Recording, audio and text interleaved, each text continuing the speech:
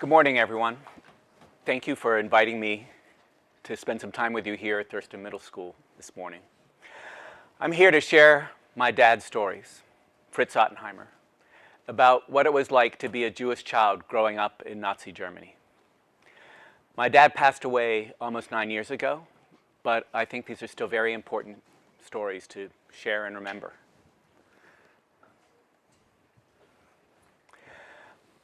When I was your age, growing up outside of Pittsburgh, Pennsylvania, I thought there was nothing different about my dad. I thought he was like all of the other dads in the neighborhood. I didn't realize that he was a Holocaust survivor who had fled with his family from Germany just before the start of World War II. My dad refused to talk about his past. I think he did that because he wanted my sister and me to live ordinary lives untouched by his past. So I really didn't know anything at all about it. Well, I knew almost nothing about it. I did have a few clues, a few pieces of the puzzle about my dad's past. I knew that my grandfather had been a soldier for the German army during World War I. I knew that my dad had been born in Germany, but that he had been a US soldier during World War II. I knew we were Jewish. We belonged to a synagogue in the Squirrel Hill section of Pittsburgh. And I knew a lot of Jews had been killed by the Nazis during World War II. But although I knew these pieces of the puzzle, I never really tried to understand the big picture. I never thought about what my dad's life was like in Germany or how he came to be here in the United States. So, as you heard, when I graduated from high school, I came up here to the Boston area to go to college. And a few years after that, my dad changed his mind. He decided it was time to share his story. And I think that happened about when my sister had her first kid, because my dad realized that his grandchildren wouldn't know anything about his past if he continued to remain silent. So my dad started to write his memoirs, and then he became a volunteer speaker at the Holocaust Center of Pittsburgh. And over the next several years, I learned his story as I heard him speak it several times. My dad spent more than 30 years sharing his story, primarily at schools in Western Pennsylvania. But when he turned 90, he developed some serious health issues. And that's when I realized the responsibility to tell those stories was going to be passing to the next generation. My dad passed away at the age of 92 in 2017, and my mom passed away in 2018. And so it was 2019 when I contacted the Facing History organization. Jeff here is part of that organization. And I volunteered to be one of their second-generation Holocaust speakers. And that is how I'm able to be here with you all today to share my dad's story. So let me get started with my dad's story. My dad was born in 1925 in the town of Konstanz in Germany. And Konstanz was located way down on the southern edge of Germany, right on the border with Switzerland. The population of Konstanz at the time was about 35,000. And my dad had a pretty ordinary childhood. He lived with his parents, my grandparents, and his big sister Ilse, my Aunt Ilse. The family lived in an apartment, and they didn't own a car, and both of those were very typical for Germany back then. My grandfather owned a men's clothing store in Konstanz. Now, most of my dad's friends and neighbors were Christian. And that's because only 2% of the Konstanz population was Jewish back then. But my dad didn't think that was odd. That just happened to be how things were. And in fact, back then in the late 1920s, your religion was actually not that a significant part of your identity in Germany. My grandparents, my dad, my aunt, they were all very well assimilated into the Konstanz community. My grandfather, because he was a World War I veteran, was very well respected. So my dad had an ordinary childhood. He played with his big sister, with the neighborhood kids. His favorite activities were hiking and playing soccer. My dad also went to services on Friday evenings at the Konstanz Jewish Synagogue, and he went to religious school once a week as well there. Well, all of that changed in 1933. That was the year that Hitler came to power. My dad turned 8 years old that year. And life got bad very quickly for my dad, as it did for all of the Jews throughout Germany. The radio stations in Konstanz started to broadcast anti-Jewish propaganda, accusing Jews of being the enemies of Germany. The newspapers in Konstanz started to print articles accusing local Jewish residents of having committed illegal or immoral acts. Sound trucks started to cruise through Konstanz, broadcasting anti-Jewish propaganda, including telling people not to buy anything from Jewish-owned stores. And then these guards, stormtroopers they were called, were posted outside of stores that were owned by Jewish people to intimidate potential shoppers. And that included my grandfather's store. There were a lot of changes at my dad's school. He went to a public elementary school, and all of the kids had to attend a class called Race Studies class. In that class, the teachers taught the students about the supposed superiority of the Aryan or German race and the dangers of all of the inferior races, in particular the Jews. After school, all of the other students would go to Hitler Youth meetings. And these were filled with lots more anti-Jewish propaganda, along with paramilitary training. Once a week, all of the kids would go into an auditorium. Maybe it looked something like this one. And then they would listen to one of Hitler's speeches. And of course, they were filled with all sorts of hateful rhetoric towards Jews, accusing them of colluding with the enemies of Germany.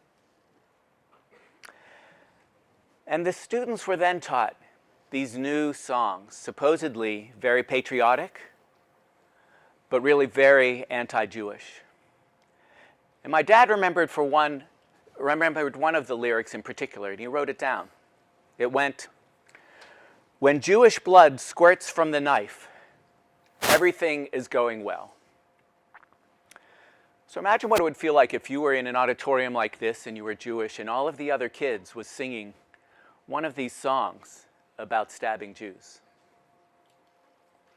Pretty intimidating and scary. The government started to announce new laws, all designed to discriminate against the Jews. And it got worse and worse over time.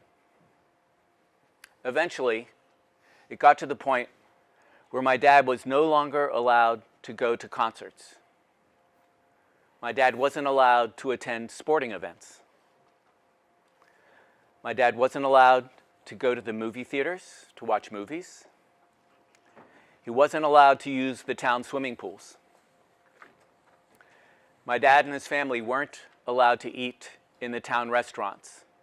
And if they went on a trip, they were not allowed to stay in hotels. My dad wasn't even allowed to sit on the town's park benches.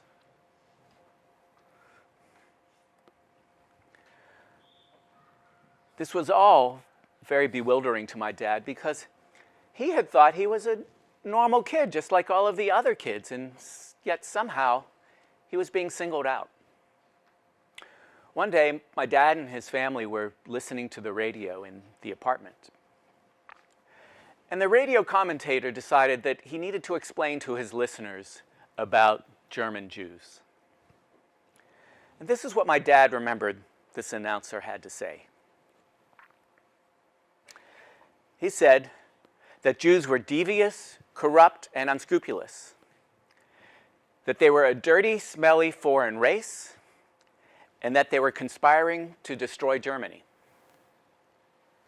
My dad turned to his parents and said to them, "That man on the radio, is he talking about us? Aren't we Jewish?" And my grandparents said, "Don't listen to that idiot. He's one of those Nazis. The Jewish people are honest, decent, educated people. They're not going to believe these horrible lies." Well, my grandparents were wrong. Some of the townspeople refused to believe the propaganda, but many others started to believe it.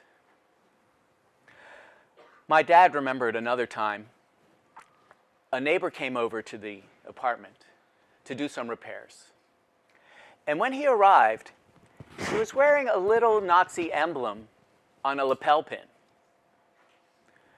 So my grandfather asked him why he was wearing the pin. And the man replied that he wanted to support the government's efforts to straighten out the country. So my grandfather asked the man, well, how did he feel about how the government was treating all of the German Jews? And the neighbor said, well, it's unfortunate that the good Jews have to suffer along with the bad. Oh, my grandfather said next, so which ones are we? Are we the good Jews or are we the bad Jews? And the neighbor said, what are you talking about? Of course, you're good Jews. You're wonderful people. So then my grandfather asked, you know most of the Jews here in Konstanz. Which of them are the bad Jews that we good Jews need to suffer along with?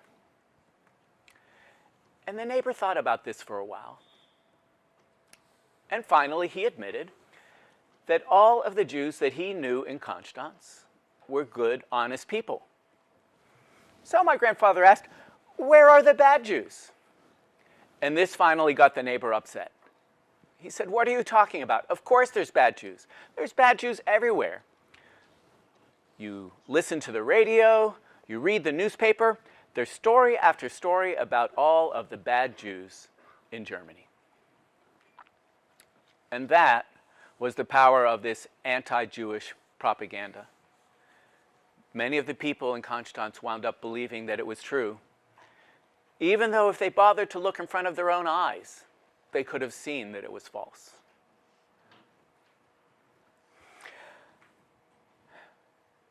It took a while. It didn't happen right away. But business at my grandfather's store started to decline. The people of Konstanz became too afraid to shop there. And so my grandfather had no choice but to sell the store. He briefly had another job as a traveling tie salesman. But then he lost that job as well because he was Jewish. So my dad and his family, they tried to put up with all of this discrimination and persecution as best they could, hoping that eventually things would get better, things would turn around. But they finally realized it wasn't going to get any better anytime soon. In fact, it was probably going to continue to get worse. So in 1936, 3 years after Hitler came to power, my grandparents contacted relatives of theirs that were living here in the United States and got them to agree to sponsor the family for immigration here to the US. So they put together this complicated immigration application, sent it to the US consulate in Germany. But then they had to wait. Now, back then in 1936, the US had a quota. There was a limit to how many people from Germany were allowed to come to the US as immigrants every year. That quota was 26,000 people a year. And there were many more than that, many more German Jews trying to leave Germany and come to the US. The thing is that at that time, the US officials who were reviewing all these applications, they were dragging their feet. They were not interested in having all of these German Jews come to the US. So in fact, that year in 1936, only 7,000 visas out of 26,000 were issued. So there was this very long waiting list of German Jews trying to come to the US, and my dad and his family just wound up at the back of that list, waiting. They waited for 2 more years of persecution. But finally, in the spring of 1938, they were informed that their application had come up for review. It had been reviewed and had been denied. We think it was denied because my grandfather had suffered an injury during World War I. And the US officials felt that my grandfather wasn't going to be able to get a job here in the US and would become a burden to the government, to society, and so they refused the application. My grandparents quickly contacted their relatives here in the US and got them to agree to put up a larger financial guarantee. And with that new guarantee in place, they reapplied to immigrate, which put them back on that waiting list. And while they were waiting, Kristallnacht happened.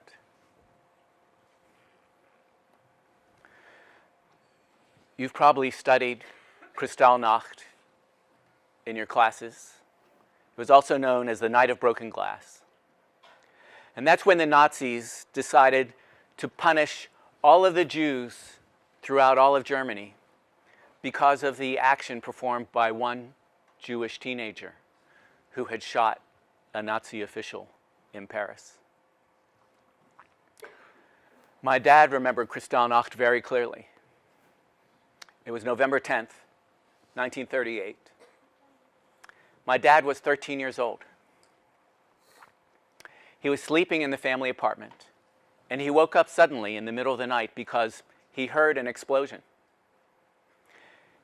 He ran to the apartment window, looked out, and saw that the Constance synagogue was in flames. It turns out the synagogue had been blown up by the Nazi Gestapo agents, by the secret police. Then several tense hours later, 2 Gestapo agents showed up at my dad's apartment, announced they were there to arrest my grandfather, refused to explain why he was being arrested, and took him away.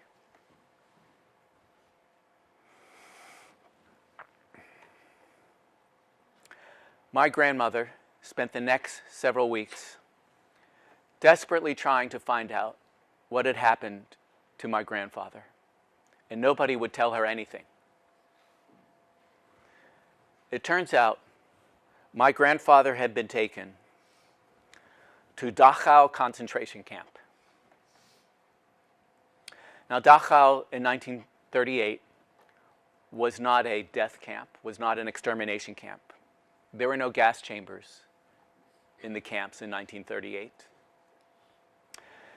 But it was a very, very cruel political prison. The day began at dawn when all of the prisoners were forced out of the barracks and forced to stand at attention for an hour for roll call. Once that was over, they were all forced to march and jog around the campsite the entire day. All they had to wear were thin cotton jerseys. And this was November, December in Germany, so the temperatures were frequently below freezing. The food they were given was not really edible.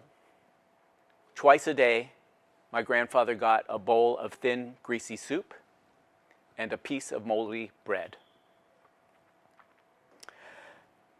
Many of the prisoners got sick They got dysentery from eating obviously spoiled food. They got a high fever, had bloody diarrhea, and if they tried to eat anything after they got sick, they would be violently ill. So many of the prisoners got so sick they wound up dying just from the combination of the bad food, from being ill, and from being outside all the time with inadequate clothing. After 6 weeks, my grandfather was released from Dachau. And without any advance warning, he just showed up again one day at my dad's apartment door. He was very, very sick. He had lost a tremendous amount of weight. He was really just skin and bones by then, barely alive. But he was alive. And he slowly began to recover his health. A few months after my grandfather was released from Dachau, the family finally got some good news. They were told that their second application to immigrate to the US had been approved. And so, in May of 1939, when my dad was 14 years old, the family took a train to France and then boarded a ship, sailed across the Atlantic, and started their new lives here in the US, in New York. Well, what happened next to my dad wasn't great. When he got here to the US, my grandparents told my dad that he had to go back to school.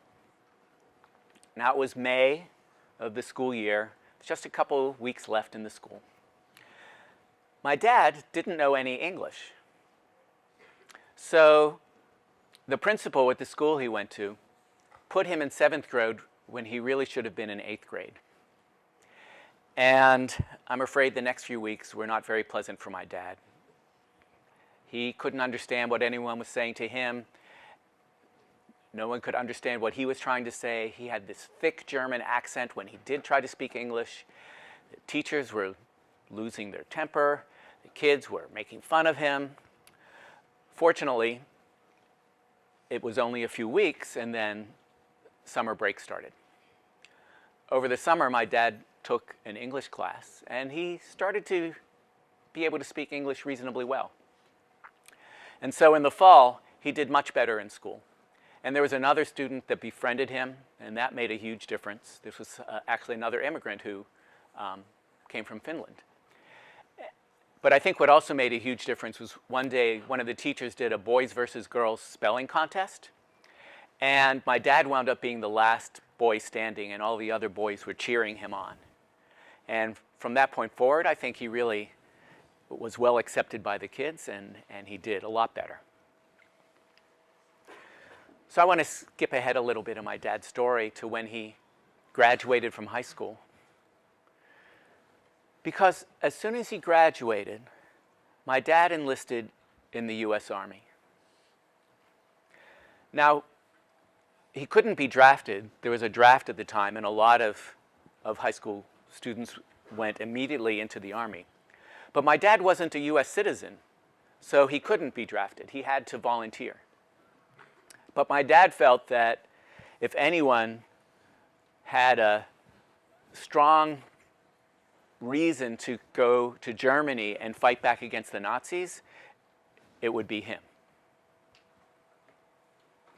So my dad went through the basic training, and finally, in March of 1945, my dad was deployed back overseas to Europe, back to Germany, back to the country where he had grown up.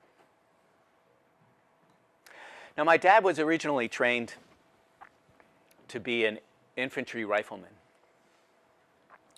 But when he got to Germany, he was reassigned to another group called the Military Government Security Guard.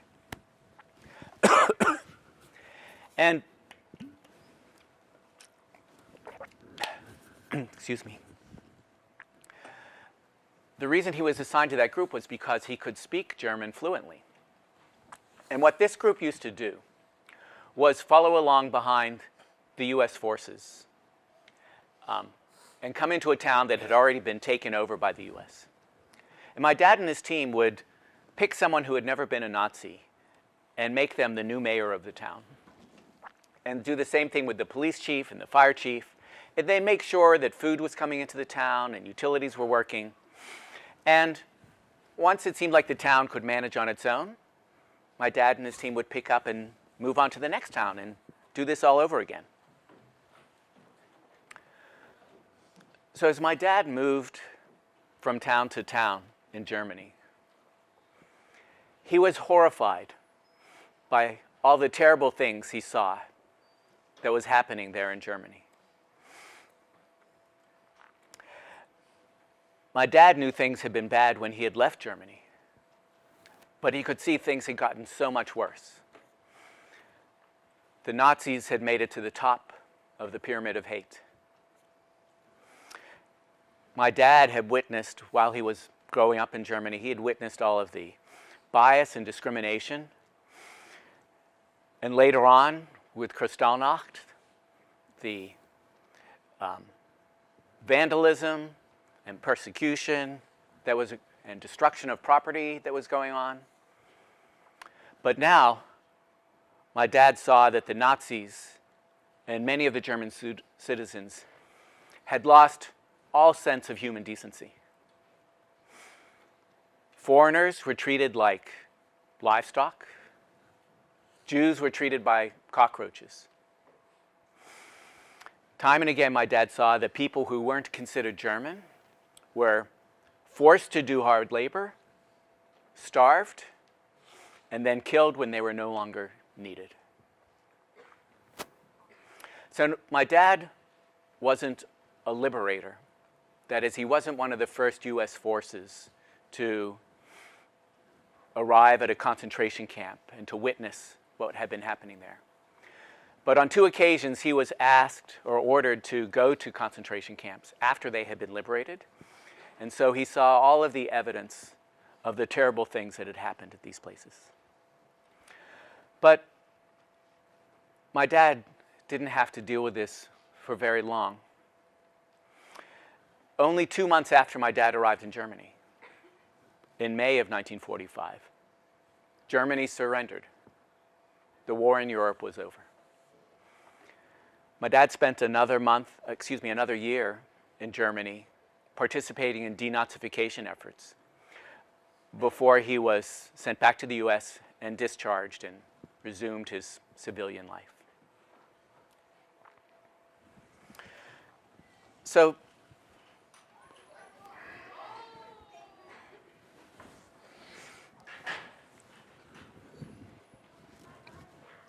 my dad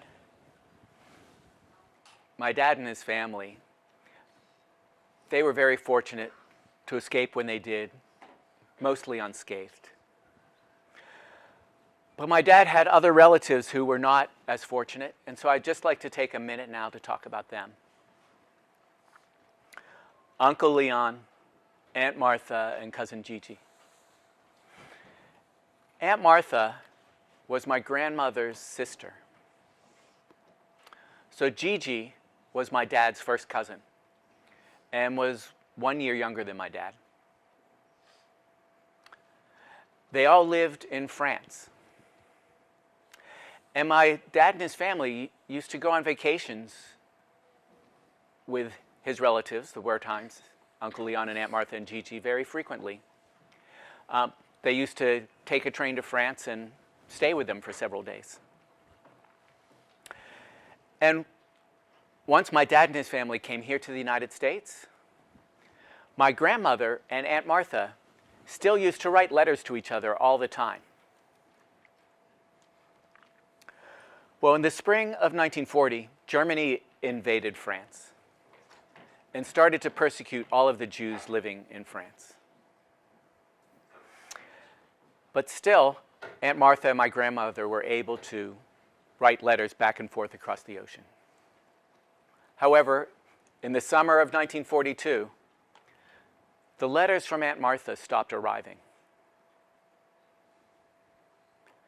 after World War II was over, my dad's family tried to find out what had happened. And they learned that in July of 1942, Uncle Leon, Aunt Martha, and Gigi had been deported from France to the Auschwitz extermination camp where they had been murdered. That picture that I'm sharing with you is a picture taken the last time that my dad saw his cousin Gigi. This was taken when my dad was on his way here to the US. My dad and his family took that train to France, stayed with their relatives, the Wertheims, in France, before they boarded the ship to come here. Gigi was 13 years old in this picture. She was 16 years old on the day she was forced out of her house, forced onto a train, deported to Auschwitz, and murdered by the Nazis on the day that she arrived.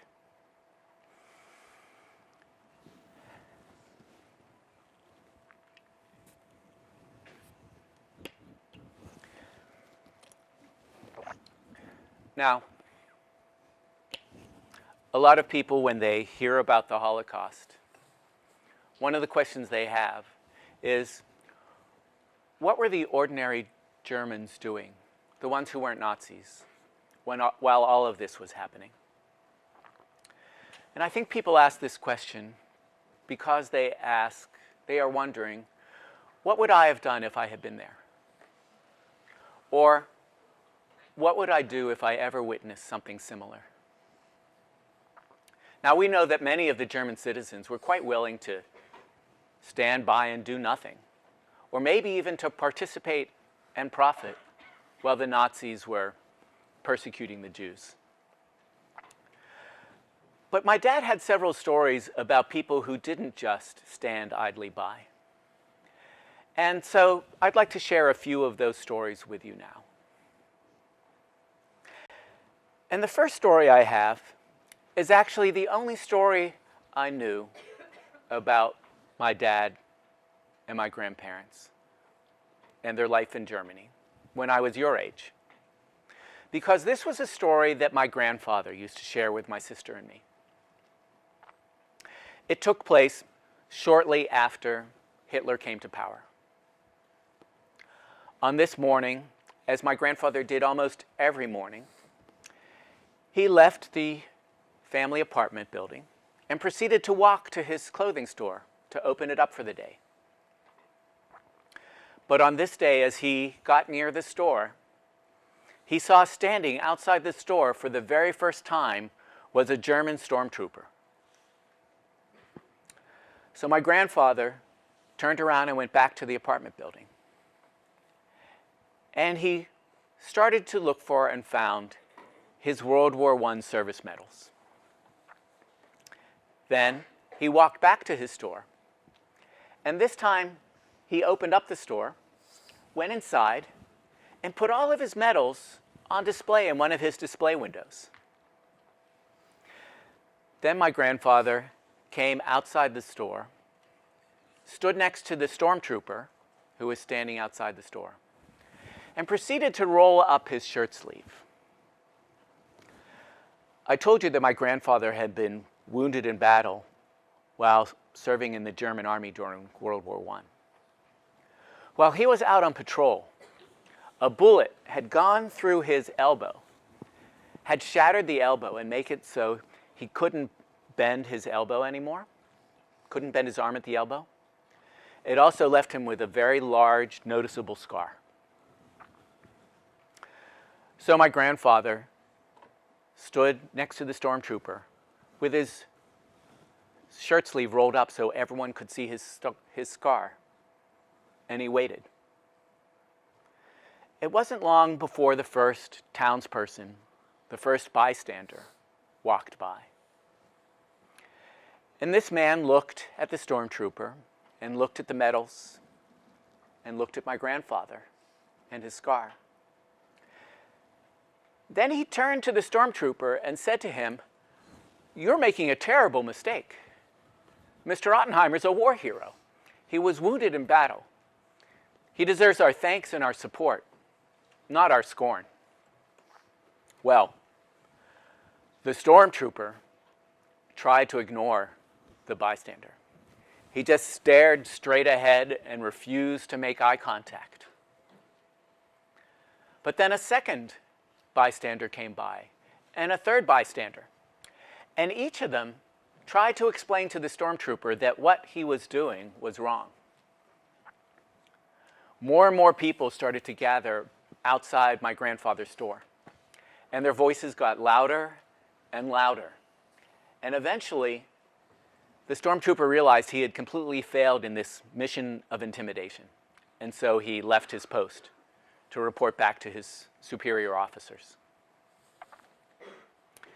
That week, business at my grandfather's store picked up because his neighbors went out of their way to shop at his store to show their support.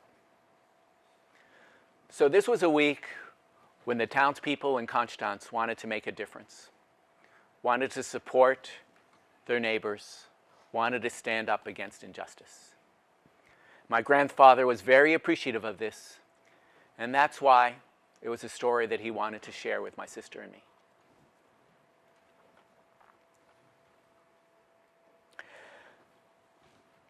You may have wondered about my dad's classmates.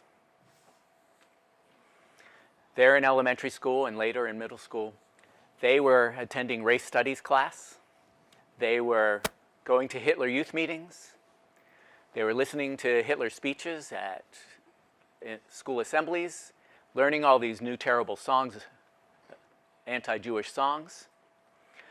But at the end of the day, my dad's school friends would come over to my dad's apartment, knock on the door, and ask if he could come out and play with them all. They didn't let that propaganda affect their friendship. Eventually, though, my dad's friends were told by their parents that they were no longer allowed to play with my dad. But even though they weren't allowed to play together anymore, they still used to walk to and from school together in a little bit of act of solidarity, friendship, and maybe a bit of defiance.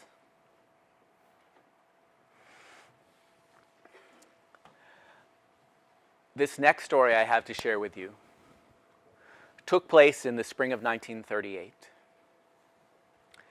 This was when Germany announced that they were going to annex Austria. Austria was a neighboring German-speaking country. And the German army marched into Austria. The Austrian government didn't try to stop them.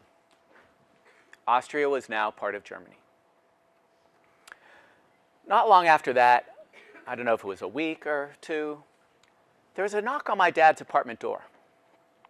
When they opened the door, they saw a family standing there.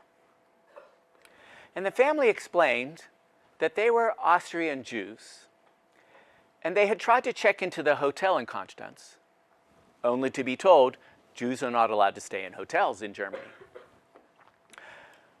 But the hotel manager had said that if they came over to the Ottenheimer apartment, they would probably be able to be put up for the night. So my dad's family welcomed them in and fed them dinner and heard their story.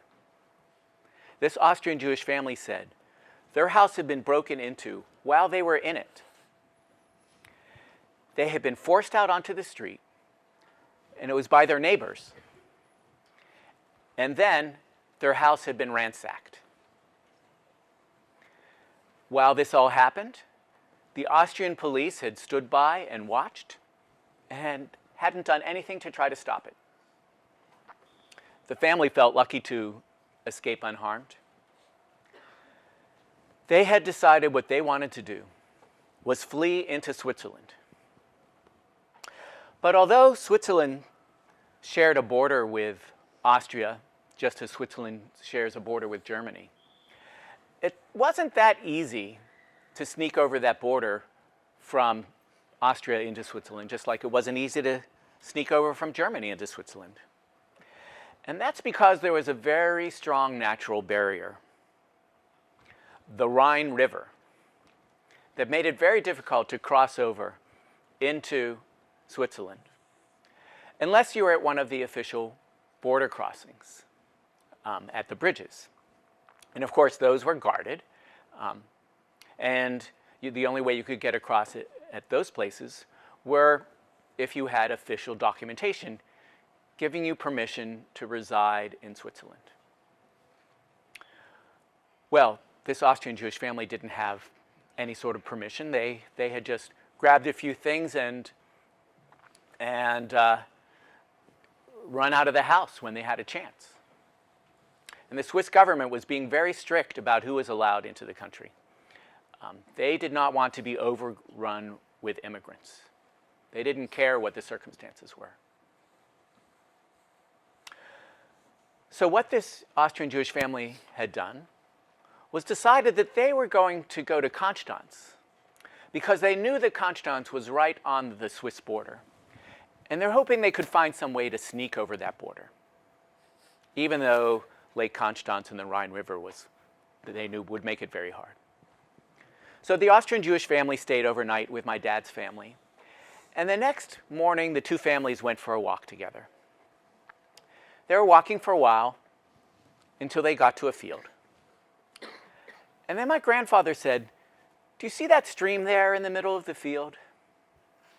That is where the border is right here between Germany and Switzerland."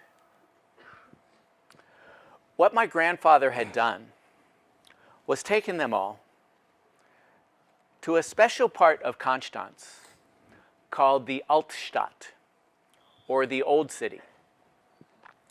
And the Old City portion of Konstanz was actually located on the south side of the Rhine River. In fact, it's the only part of Germany that's located south of the Rhine. So it turns out that if you know your way around Konstanz very well, it actually wasn't that hard to find a place where it was pretty easy to sneak over the border into Switzerland. Well, this Austrian Jewish family couldn't believe their good fortune. They hopped over this little stream. They were in Switzerland.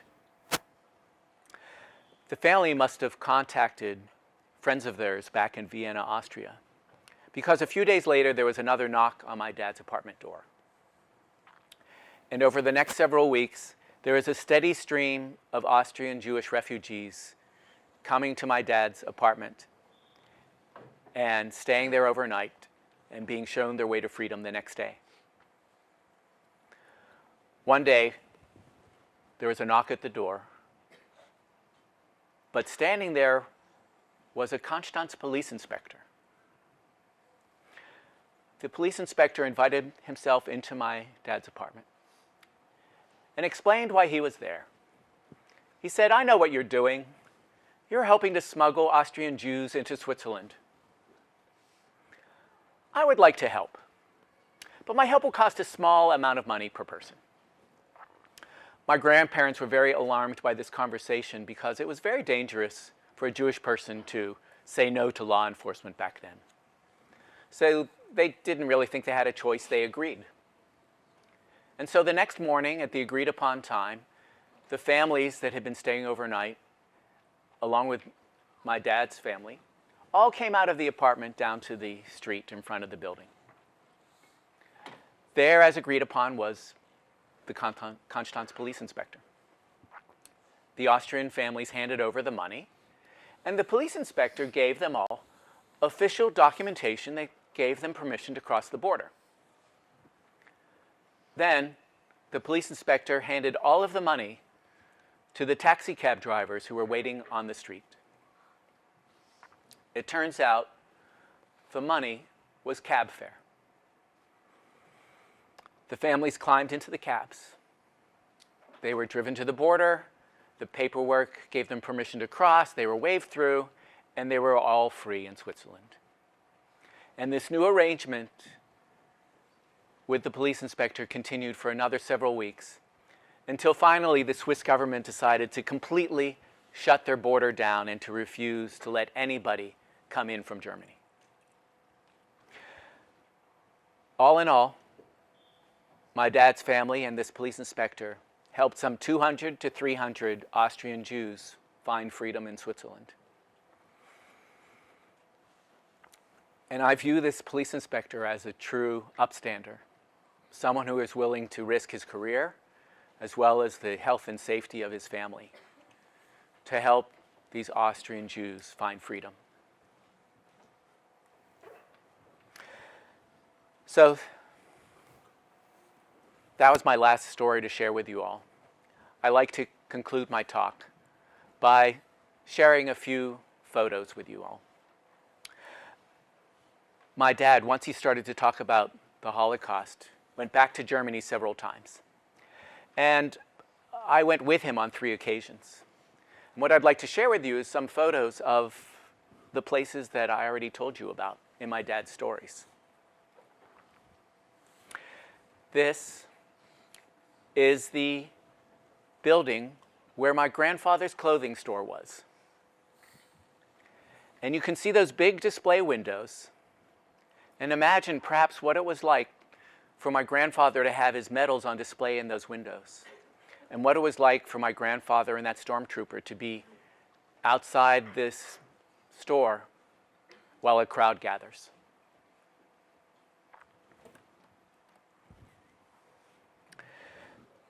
This is the apartment building that my dad was living in during Kristallnacht. And that white building on the left, that's where the synagogue used to stand.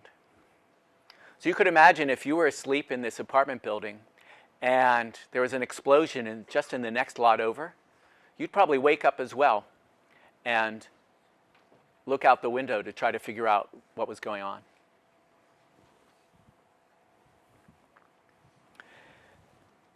This is that field in the Old City portion of Konstanz,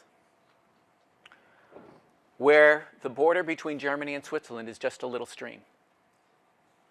And if you were an Austrian Jewish refugee, you could probably hop over that stream and not even get your feet wet and be free in Switzerland.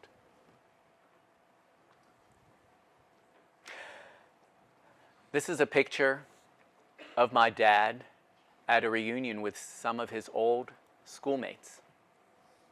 One of the times that my dad was went back to Germany, it was because he was invited back by the mayor of Konstanz. And the organizers of this trip put together a reunion of my dad with some of his old classmates. This picture's from a newspaper article that was written about this visit. And in it, my dad is quoted as saying how much he appreciated that his friends treated him no differently, despite all of the propaganda that they were experiencing. This is my last picture. It's of a memorial to all of the Jews of Konstanz who were murdered during the Holocaust. There's names on all 4 sides of this monument. My dad and his family were very lucky to escape when they did. I told you it took 3 years, from 1936 to May of 1939, for this whole immigration process to play out. Well, in September of 1939, Germany invaded Poland. That was essentially the start of World War II, and that disrupted the flow of immigrants from Germany to the US.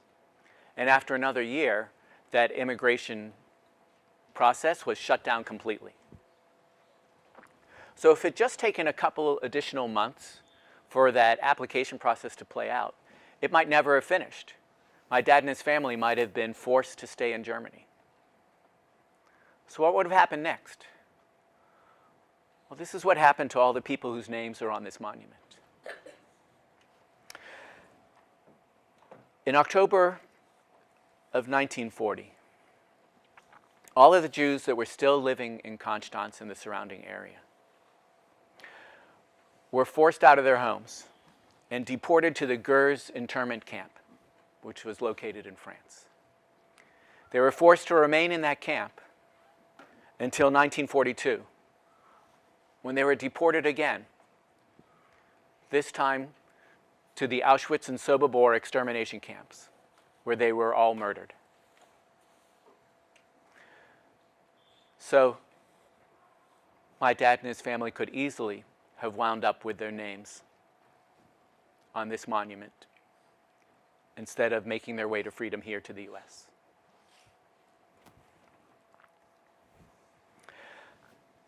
So those are the stories that my dad had about his life in Germany, about life under Nazi oppression.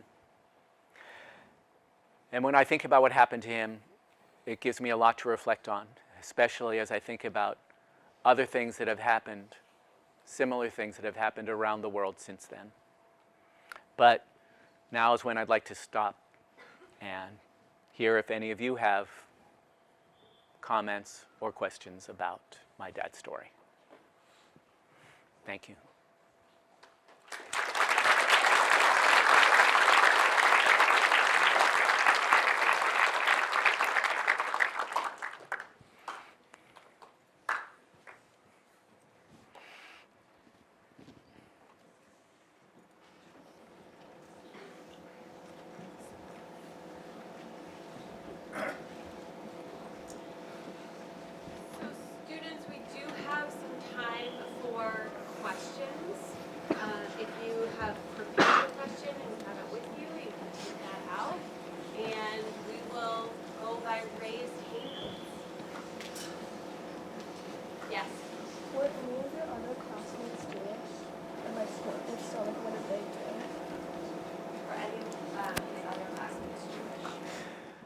So when my dad was in elementary school, I don't think any of his other classmates were Jewish that he knew.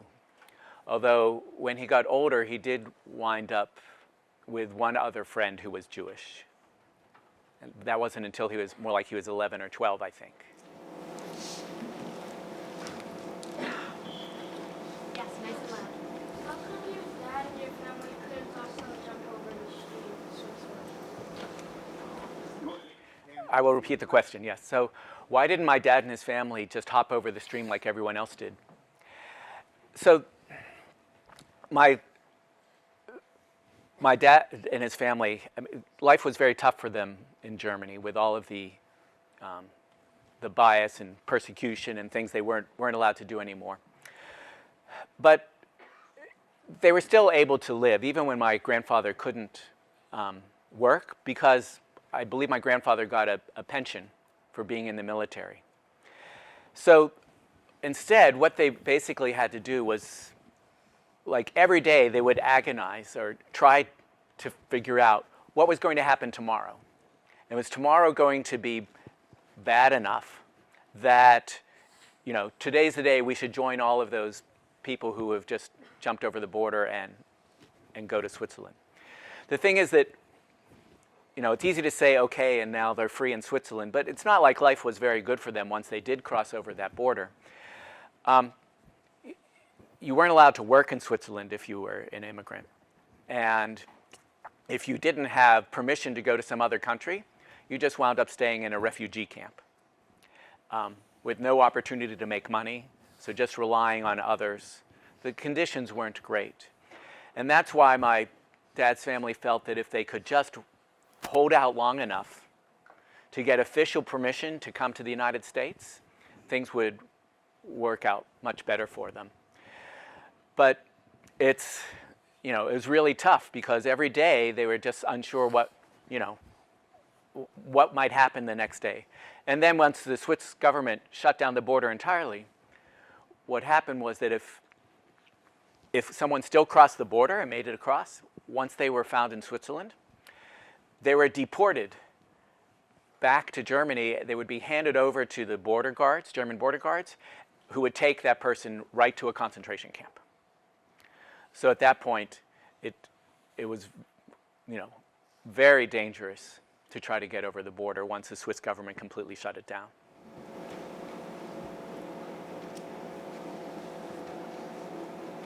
Yes. Why did the Swiss government close the border? Why did the Swiss government close their border? So I believe that they felt that the immigration problem was just becoming too great.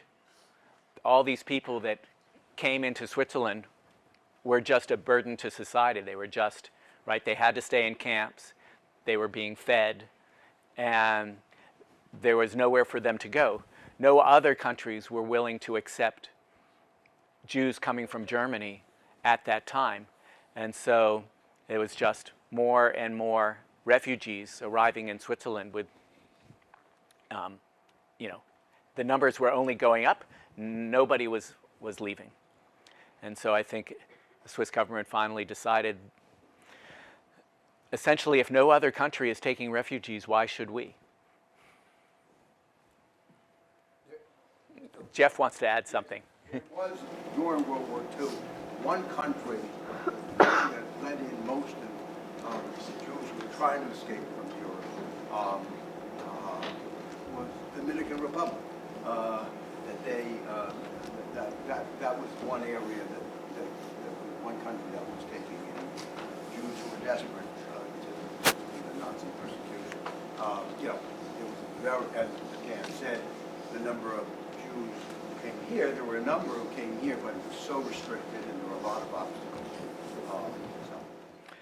And both in Switzerland and here in the U.S., the economy back then was not very good. So unemployment was very high. There's a lot of competition for jobs. And another reason why people were, certainly here in the U.S., didn't want to have a lot of German Jews coming here is there's also a fear that Nazi spies were going to somehow be part of what it was. So it's just a lot of mistrust, maybe paranoia, and maybe anti-Semitism as well, in terms of just not wanting to have a lot of Jews in the country. And I think all of that combined to eventually make it so people were not being very charitable. They're also here in this country. In 1924, there was extremely restrictive immigration law that was passed, and it was so there had been an attitude of not welcoming immigrants in 1924. That didn't change until about 1965. That's when there was a big opening in this country from around everywhere.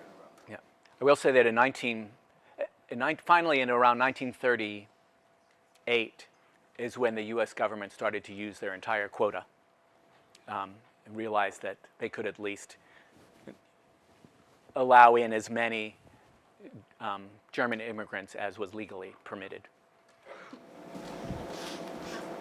Did your dad and his family ever become U.S. citizens?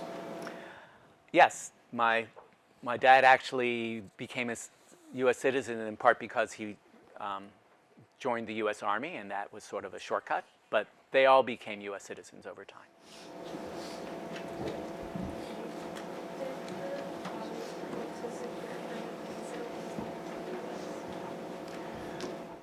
The permanent visa, I think, was one.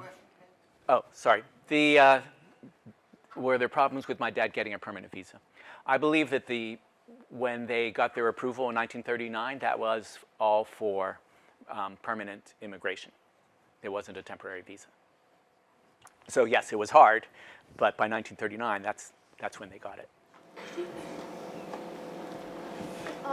Were you raised Jewish? Because your dad obviously was, but she is. Was I raised Jewish? And the answer is yes. My sister and I were both raised Jewish. We belonged to a Pittsburgh synagogue.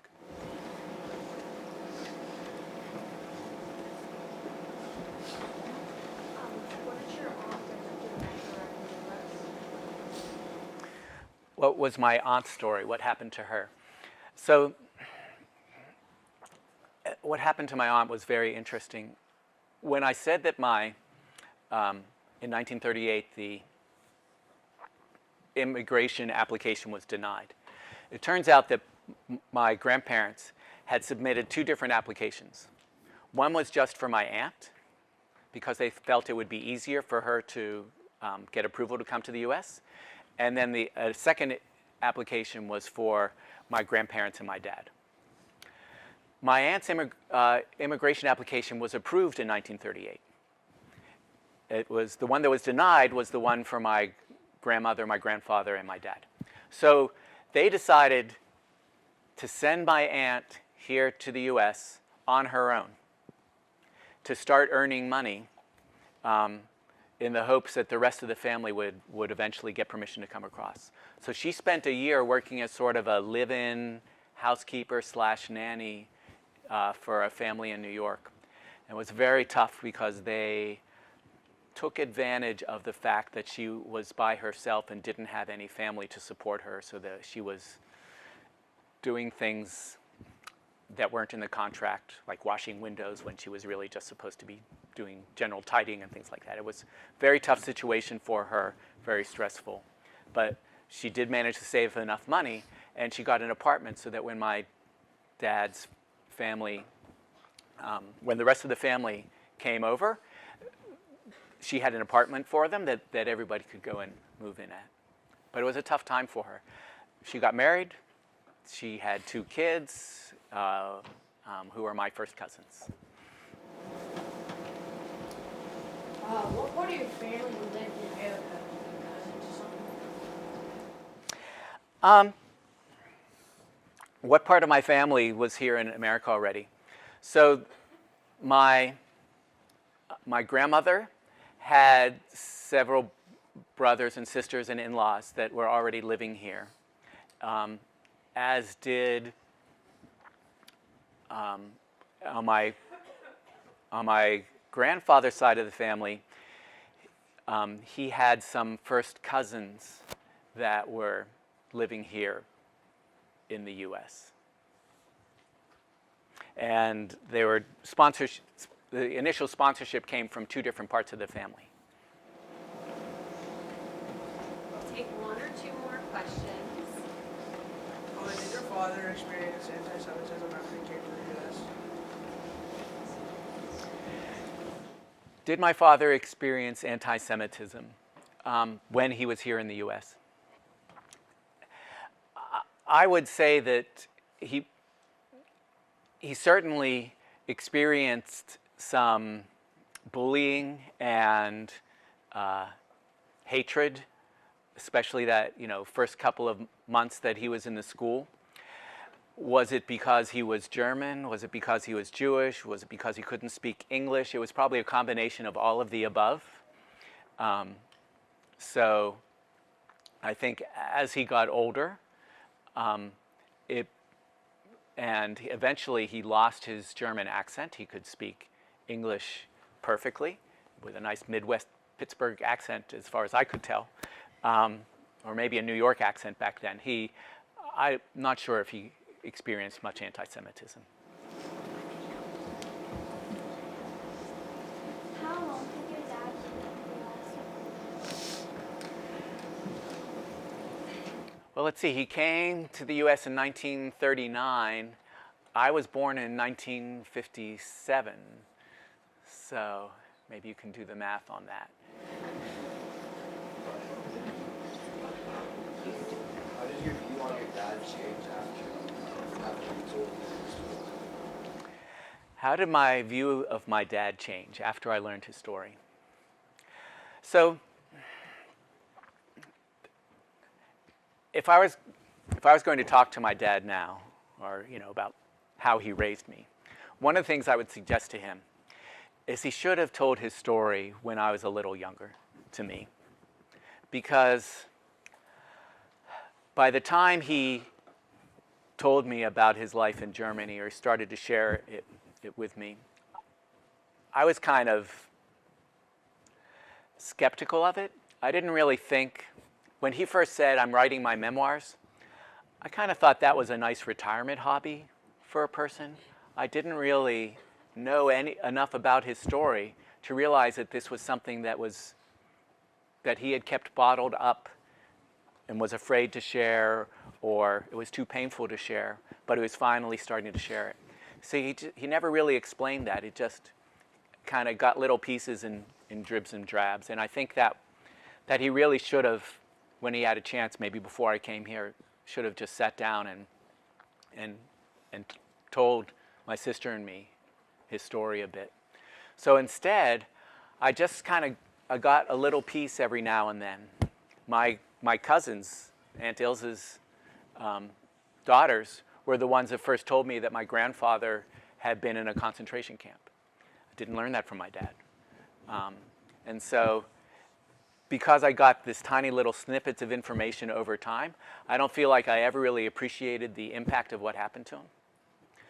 And there were also some things that he never shared with me. In fact, he often didn't when he spoke. He rarely mentioned Cousin Gigi. I think that was still too painful for him, even 50 years later, for him to talk about.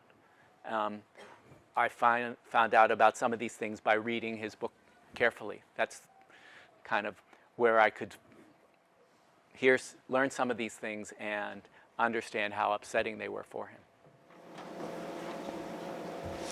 Okay, 8th graders, I want to thank you all for your respectful attention during today's presentation. I also would like to offer our sincere thanks to our visitors, to Ms. Hersham from Temple Beth David, Mr. Smith from Facing History, and Mr. Ottenheimer.